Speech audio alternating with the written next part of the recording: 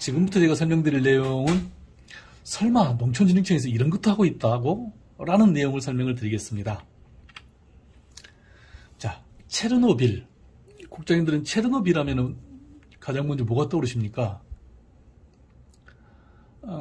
1986년인가 그 체르노빌 원자력 발전소 그 사고 난 거 아마 그게 떠오르실 겁니다. 이 체르노빌은요, 사실은 러시아 땅이 아니고 옛날엔 소련 땅이었지만 지금은 독립이 돼서 우크라이나 땅입니다. 벨라루스하고 우크라이나하고 그 사이에 벨라루스 바로 밑에 이곳이 체르노빌입니다. 이 체르노빌 뜻은 체르노는 러시아 말로 검다는 말이고요. 빌은 빌리지가 아니고 잎사귀라는 뜻입니다. 검정 잎사귀라는 뜻인데요. 이 말은 잎사귀가 굉장히 많이 들어가가지고 토양이 굉장히 그 영양분을 풍부하게 가지고 있는 그런 토양이라는 뜻입니다. 실제 유엔에서 만든 그 토양 분류에 보면은 체르노잼이라는 토양이 있습니다. 체르노는 마찬가지 검다는 뜻이고요. 잼은 흙이라는 뜻입니다. 흙, 땅, 지구 이런 뜻입니다. 즉 검정 흙이라는 뜻인데 바로 이런 겁니다. 농사가 매우 잘 되는 그런 땅을 뜻합니다. 실제로 우리나라 토양은 유기물이 한 3% 정도 들어있는데요. 이 체르노잼은 유기물 함량이 한 20% 정도 들어있습니다. 그만큼 토성이 좋습니다. 유기물 함량을 많이 가지고 있으면요, 그 수분을 많이 또 함유할 수가 있어요. 근데 우리나라 같은 경우는 1년에 한 1200에서 1300mm 정도 비가 옵니다. 한 달에 약 한 100mm 정도 비가 오는 셈이죠. 평균으로 보면은. 이쪽 체르노빌 이쪽은 1년에 비가 400에서 600mm 정도밖에 안 옵니다. 근데 이게 가을에 몰려서 옵니다. 평상시에 바짝 말라 있다가 가을에 곡물 다 수확하고 난 다음에 한 10월쯤에 비가 한 400mm가 갑자기 옵니다. 그리고 나서 겨울에 얼어버립니다. 그럼 온 땅 위로 사람들 다니겠죠. 이번에 러시아가 전쟁을 언제 했죠? 올 2월 24일 날 했습니다. 즉 언 땅에 막 풀리기 시작할 때입니다. 그때 러시아가 사실 이쪽에서 위쪽, 중앙, 밑에 쪽으로 갔는데 위쪽으로 들어간 것은 전부 다 실패하고 다 도중에 퇴각을 했습니다. 왜? 이 토양 특성을 모르고 들어간 겁니다. 이쪽은 완전히 수렁입니다. 이 그러니까 수렁이라는 게 평상시에 수렁이 아니고요. 봄에는 수렁입니다. 왜냐하면 겨울에 얼었던 땅이 막 녹았으니까요. 그리고 봄이 좀 지나고 이제 봄 끝에 파종할 때가 되면 이렇게 성분이 좋은 땅이 되고요. 거기에서 밀 같은 걸 파종을 해서 많은 수확량을 내고 가을거지 딱 끝나면 다시 또 비가 와가지고 수분을 몽땅 머금고 있고 얼고, 이걸 모르고 러시아가 이쪽으로 들어갔던 겁니다. 어쨌든 러시아가 전쟁 초기에 그렇게 해서 좀 많이 힘들어 했었습니다. 이게 인터넷에 찾아보면 체르노빌, 체르노잼 이런 게 다 나옵니다. 국장님들 이게 한자로 무슨 글자죠? 하늘천 따지 거물 현자입니다. 예, 거물 현자 믿고 이건 밭전자입니다. 이 거물 현자하고 밭전자를 합친 이 자는 무슨 자일까요? 축산할 때 이 축자입니다. 즉 지금은 우리가 소, 돼지 축산을 하는 이유가 삼겹살을 먹고 소고기를 먹기 위함이지만 예전에는 이 소의 똥을 이용해서 밭을 검게 만들고자, 즉 밭을 기름지게 만들고자 집에 가축을 길렀습니다.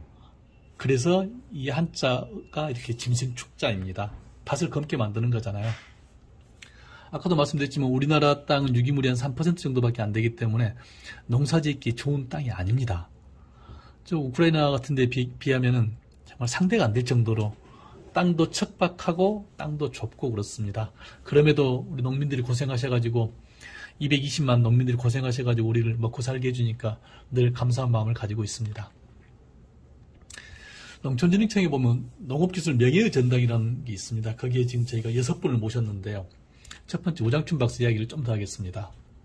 아까 말씀드렸죠. 을미사변 악원 파천을 해가지고 우장춘 박사 아버지가 일본으로 도망가니까 우장춘 박사를 우리나라에서 자객을 보내가지고 1902년인가 3년에 죽여버립니다. 우장춘은 일본에서 이제 혼혈아로 어렵게 살죠. 그렇지만 뭐 공부는 잘했었나 봅니다.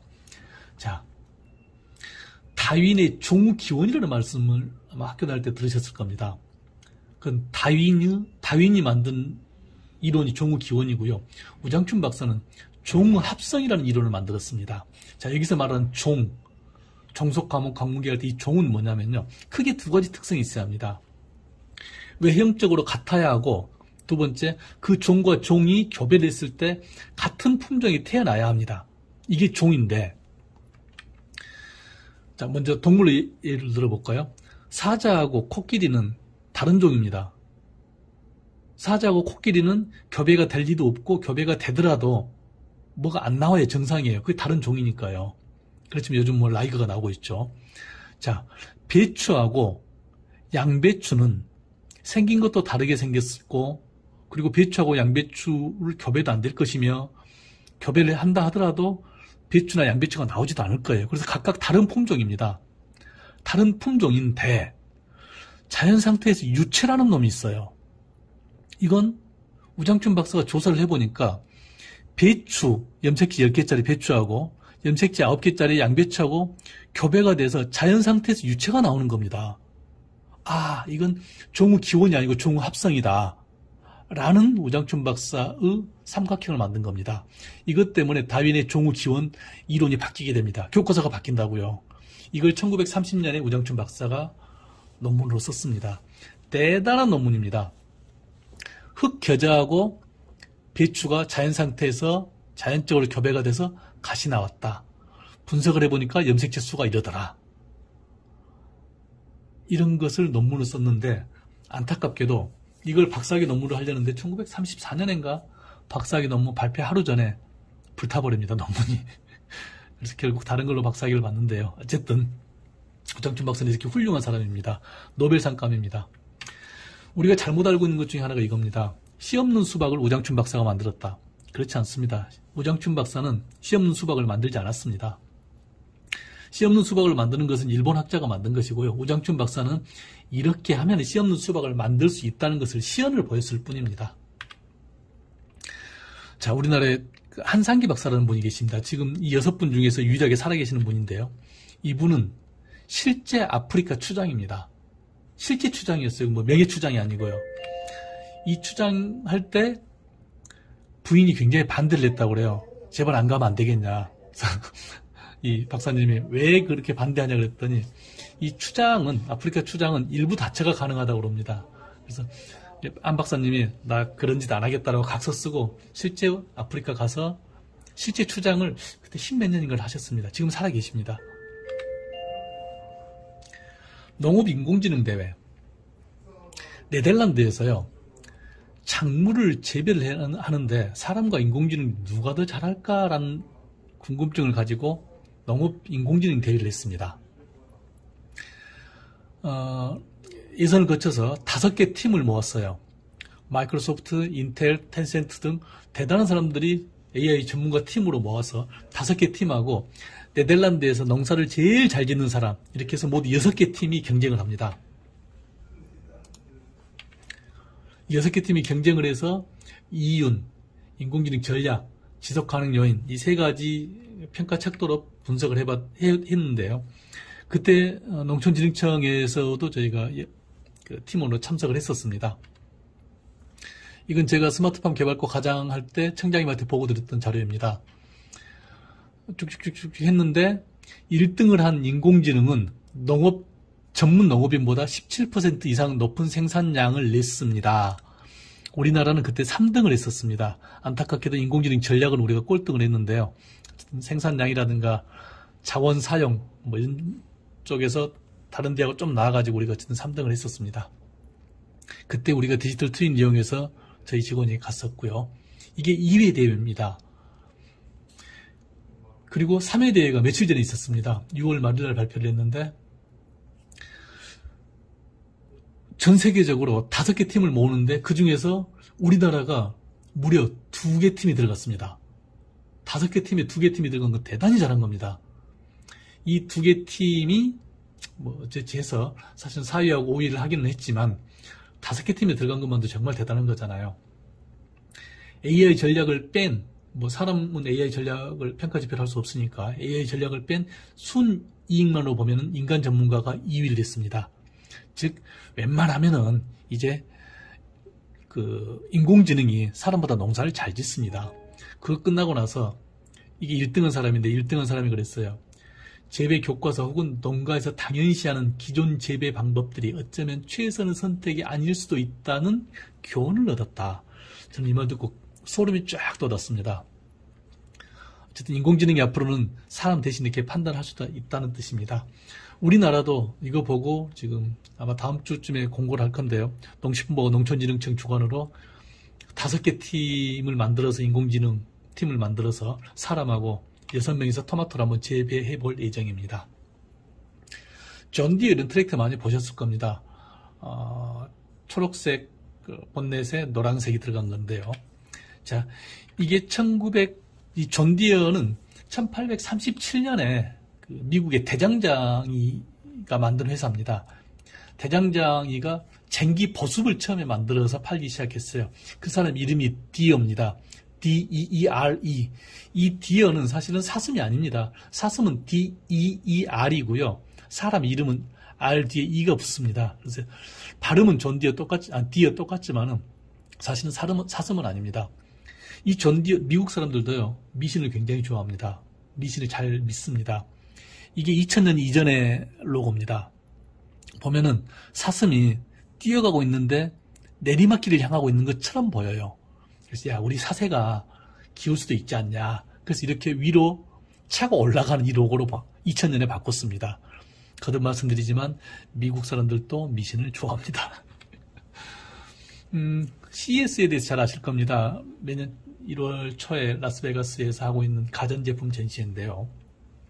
이 가전제품 전시회에 2014년부터 자동차가 나가기 시작했고요. 2019년부터 트랙터가 나가기 시작을 했습니다. 그리고 올해 이 트랙터가 로봇 분야에서 최우수 혁신상을 받았습니다. 이 존디어 트랙터가요. 제가 오늘 이 자리에서 설명드리고자 하는 내용이 바로 이겁니다.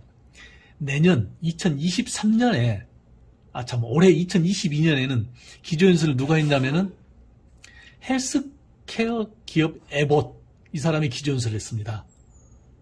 그리고 선물로 진단 키트를 2개씩 줬었어요. 자, 23년 내년에는 존디어 사장이 합니다. 대단하지 않습니까? 미국에서 하고 있는 가전 전시회, 전 세계적인 가전 전시회에서 트랙터 회사 사장이 기조 연설을 한다. 저는 정말 대단한 일이라고 보고 있고요. 내심 친구들하고는 그런 얘기도 합니다. 야, 올해 헬스케어 사장님은 진단 키트를 줬는데 내년에 트랙터 회사 사장님은 뭐 줄까? 트랙터를 주진 않을 텐데. 저도 사실 그게 굉장히 궁금합니다. 어쨌든 농업용 트랙터가 이렇게까지 발전하고 있고요. 존 디어가 어느 정도 큰 회사냐면요. 미국의 경제 전문지 포춘이 있죠. 포춘은 500대 기업 중에서 88위입니다. 500대 기업 중에서 88위고요. 전 세계 농기계의 32%를 존 디어가 다 차지하고 있습니다. 대단한 회사입니다.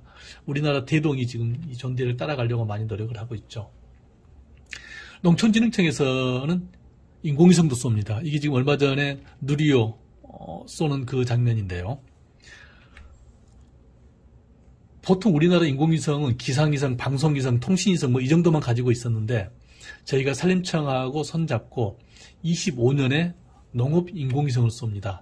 이 농업인공위성은 3일에 한 번씩 한반도 전체를 스캐닝을 할 수 있습니다. 그래서 만약에 지금 강원도 배추에 여름 배추에 작황이 별로 안 좋다. 어렸을 때 생육이 별로 안 좋다 그러면 미리서 중국하고 배추 수입 계약을 맺을 수 있어서 싼 가격에 맺을 수 있어서 한 달 뒤에 배추 가격을 좀 안정시킬 수 있는 것이죠. 그리고 뭐 이 사람이 농지로 허락을 받고 거기다 집을 지었다거나 하는 그 변경 같은 것도 바로바로 확인할 수가 있습니다. 농촌진흥청에서는 이렇게 인공위성도 쏘고 있습니다. 북극 지구의 북극 바로 밑에 보면은 노르웨이령의 스발바르라는 섬이 있습니다. 이 유엔에서 판단하기에 이 인간이라는 족속들이 참 연약한 인간들이니까 나중에 핵전쟁 해가지고 인류가 멸망해버릴지도 모른다. 그래서 인류가 멸망하고 수만 년 뒤에 새로운 그 종족이 생겼을 때 지금 우리 인류가 먹었던 식량 종자를 주면은 좀 도움이 되지 않을까 해서 전 세계적으로 종자를 받아가지고 북극 바로 밑에 있는 영구 동토에다가 이걸 묻어놨습니다. 여기는 물론 지금은 전기가 들어갑니다만은 사실은 원자폭탄이 터져서 북극, 남극 모든 얼음이 다 녹더라도 이게 맨 마지막에 물에 잠기는 지점이라고 합니다. 여기에다 보관을 해놨고요. 우리나라도 당연히 보관을 했고요. 이곳에서 종자를 보관을 해놨는데 중복 보존이 중요하니까 뭔가 다른 나라에도 좀 이런 비슷한 시설을 만들어서 보관을 좀 해보자 하는 유일한 나라가 우리나라입니다. 그래서 국립농업유전자원센터에 유엔에서 여기에 보관된 것을 일부분을 덜어서 여기다 보관해 놓고 있습니다. 세계 유일입니다. 그래서 여기는 일반적으로 전기는 한전에서 변전소를 거쳐서 들어가잖아요. 여기는 발전소에서 라인이 2개가 직접 들어갑니다. 한 라인도 아니고 2 라인이 직접 들어갑니다. 그리고 이 쉐이프가 그 지진 리터 규모 9에 견딜 수 있는 그런 쉐이프라고 합니다. 어쨌든 대단히 잘 만들어진 시설인데 아마 11월 달에 농촌진흥청에 오시면 여기도 아마 가보실 수 있을 겁니다. 농촌진흥청에서 하고 있는 일 중에서요. 농식품 올바로라는 게 있는데요. 우리가 그 단체급식 하잖아요. 군대라든가 학교에서. 군대나 학교에서 단체급식 할 때 오늘 점심때는 무엇을 콩나물을 2g 올려야 합니다. 라는 기준을 농촌진흥청에서 만들어주고 있습니다. 아마 모르셨을 겁니다. 그게 이겁니다. 식품영양기능성 정보를 농촌진흥청에서 만들고 있고요. 흑토람이라는 저희가 시스템이 있는데 이것은 대한민국의 모든 토양을, 농경지를 저희가 한 30m 간격으로 일일이 다 측정을 해서 여기는 토성이 어떠니까 무슨 작물을 심으면 좋습니다라고 지도를 만들어 놨어요. 디지털 지도를. 이게 세계 최초이고요. 세계은행에서 이 지도를 다른 나라에 보급하려고 많이 노력 중입니다. 농촌진흥청에서는 치유농업도 하고 있습니다. 치료는 의사선생님들이 저를 수술해주는 게 치료고, 치유는 나의 회복 능력을 높여서 치료가 될 수 있게 만들어지는 걸 치유라고 하더라고요. 어쨌든 농촌진흥청은 작년부터 법을 만들어서 치유농업도 하고 있습니다.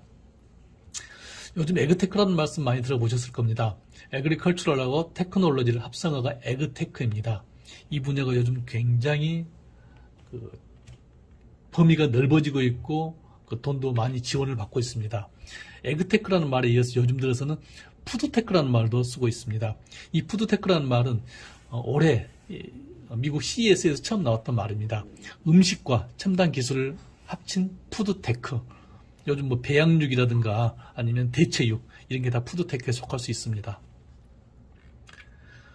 얼마 전에 제가 만났던 월드뱅크 직원인데 월드뱅크 직원 명함에 디지털 어그리컬처 스페셜리스트라고 되어 있더라고요. 요즘은 세계은행에서도 이렇게 디지털 어그리컬처에 관심이 많습니다. 마지막으로 혁신도시입니다. 우리나라의 혁신도시가 모두 10개가 있고요. 이 10개 중에서 전북 혁신도시가 가장 넓습니다. 대략 300만 평 정도 됩니다. 이 면적이 대략 300만 평인데요. 이 중에 20만 평은 전기안전공사 같은 다른 공공기관, 그리고 한 80만 평 정도는 주택단지, 그리고 대략 20만 평은 다른 상가고요.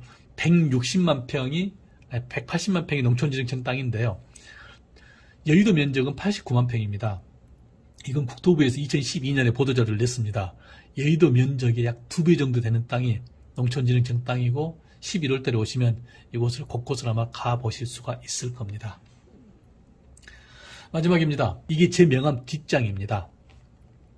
이번 정부에서 민간이 끌고 정부가 믿는 역동적 경제라는 말씀을 많이 하고 계시고요. 디지털 농업 추진단 밑에는 2개의 과가 있습니다. 빅데이터과하고 첨단 농자재 육성과가 있는데요. 첨단 농자재 육성과에서 인공위성 같은 걸 관리를 하고 있고요. 빅데이터는 플랫폼, 인공지능, 융합기술, 데이터 관리 이렇게 4개의 연구실이 있는데 이 4개의 연구실에 있는 직원들의 전공을 한번 봐주십시오. 전산, 원예, 경제, 통계, 농학, 유전공학, 농업기계, 전산입니다. 농촌진흥청에 근무한다고 해서 다 농대를 나왔을 거라고 생각하지 마십시오. 농업 분야도 이렇게 다양한 분야의 전문가들이 모여서 농업을 발전시키고 있습니다. 그래서 농업 분야는 앞으로 과학, 문화, 예술, BT, IT 모든 분야가 모여있는 이런 종합학문이 될 것이고 그래서 더 발전 가능성이 많다는 말씀을 드립니다. 네, 이 자료에 있는 모든 내용과 애니메이션은 얼마든지 복사하셔서 아니면 뭐 다른 데 활용하셔도 됩니다.